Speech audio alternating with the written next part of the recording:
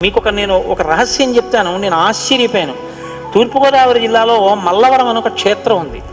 అక్కడ సుబ్రహ్మణ్యుడు, ప్రత్యక్ష సుబ్రహ్మణ్యుడు, ఇంతలా పాము కోనేటిలో స్నానం చేసి శివలింగాన్ని చుట్టుకుని ఉంటుంది.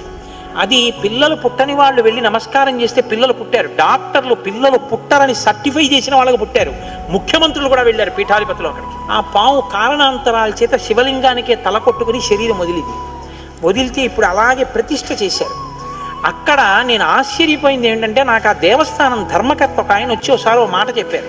బిడ్డలు పుట్టరు అని డాక్టర్లు చెప్పేసినటువంటి వాళ్ళు సుబ్రహ్మణ్య షష్ఠి నాడు ఈ దేవాలయం వెనకాల పడుకుంటారు, వచ్చి బోర్లా పడుకుంటారు ఆడవాళ్ళు.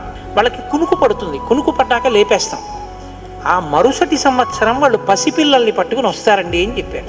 నాకు అపనమ్మకం కాదు, చూడాలనిపించింది. కాకినాడ నుంచి చాలా మందిని కలిసి సుబ్రహ్మణ్య భుజంగ స్తోత్రం చేశారు శంకర భగవత్పాదులు.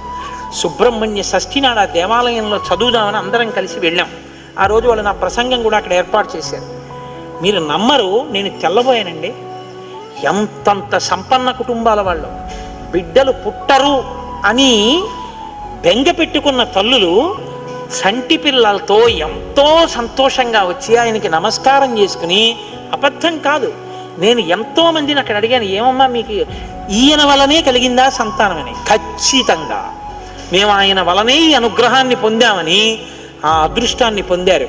మహానుభావుడు సుబ్రహ్మణ్యుడంటే ఆయనకి నమస్కారం చేస్తే ఎంత స్థితినైనా ఇస్తాడు.